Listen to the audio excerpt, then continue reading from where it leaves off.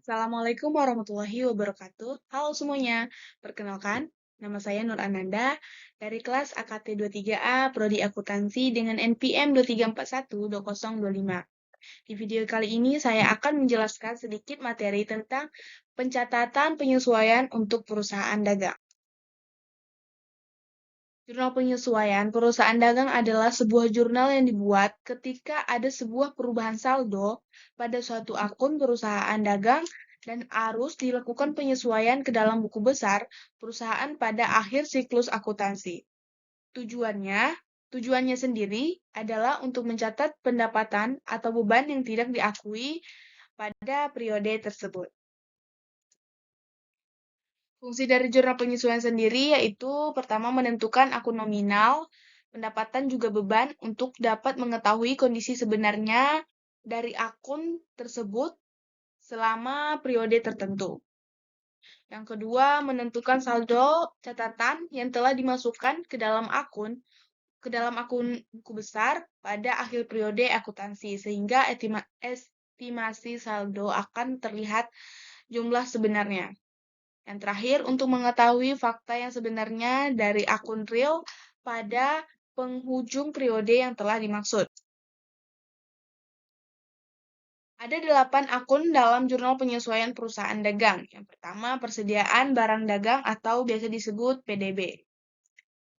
Dalam melakukan perhitungan jurnal penyesuaian perusahaan dagang di PDB, ada dua metode yang harus dilakukan, yakni pendekatan ikhtisar laba rugi.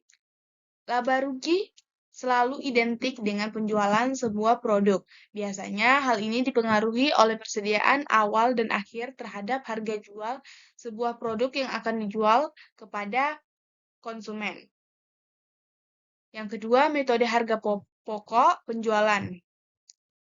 Berbeda dengan PDB sebelumnya, harga pokok penjualan itu tidak hanya menghitung persediaan barang dagang, tetapi juga 4 akun lainnya, yaitu pembelian, beban angkut pembelian, retur pembelian, dan pengurangan harga, serta potongan pembelian. Yang kedua, perlengkapan. Dalam konteks jurnal penyesuaian, perusahaan dagang berlengkapan kerap kali dianggap sebagai harta lancar atau biasa disebut sebagai current assets. Jika ingin membuat catatan mengenai perlengkapan, kita harus mengetahui nominal perlengkapan yang digunakan ataupun sudah digunakan sebelumnya. Yang ketiga, beban dibayar di muka. Beban yang dibayar pada awal periode sebuah peminjaman atau pembelian barang dan produk untuk mempermudah pekerjaan, biasanya seorang pelaku usaha melakukan hal ini ketika akan menyewa atau membeli gedung. Beban dibayar di muka dapat diklasifikasikan ke dalam dua hal, yaitu harta dan beban. Yang keempat, pendapatan diterima di muka. Pendapatan yang diterima terlebih dahulu atas transaksi terhadap pelanggan maupun produknya belum dikirimkan, pelanggan jenis ini biasa dimasuki sebagai utang atau pendapatan.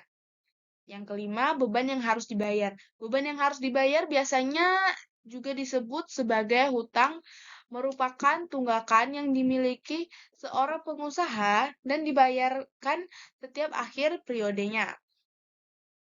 Yang keenam, pendapatan yang masih harus diterima. Ini merupakan sebuah pendapatan yang akan diterima oleh sebuah perusahaan di mana di masa mendatang lantaran mereka belum membayar bayaran dari pelanggannya. Dengan kata lain, pendapatan ini merupakan sisa hutang yang belum dibayarkan, namun akan didapatkan kemudian hari. Yang ketujuh, penyusutan dalam jurnal penyesuaian perusahaan dagang. Penyusutan merupakan kerugian yang mana dialami sebuah usaha karena menurunnya harga nilai aktiva tetap. Biasanya benda-benda yang mengalami penyusutan adalah kendaraan bermotor seperti mobil, motor, mesin untuk pekerjaan dan harga gedung. Yang terakhir, piutang tak tertagih. Piutang tak tertagih merupakan sejumlah tunggakan pembayaran yang tidak dibayarkan oleh pihak pelanggan terhadap pelaku usaha. Biasanya, hal ini juga dianggap sebagai beban perusahaan. Dalam konteksnya, hal ini mengacu kepada pembayaran yang dilakukan dengan cara mencicil dalam beberapa periode tertentu. Baik, sampai situ saja penjelasan singkat dari saya. Kurang lebihnya saya mohon maaf. Sampai jumpa di video selanjutnya.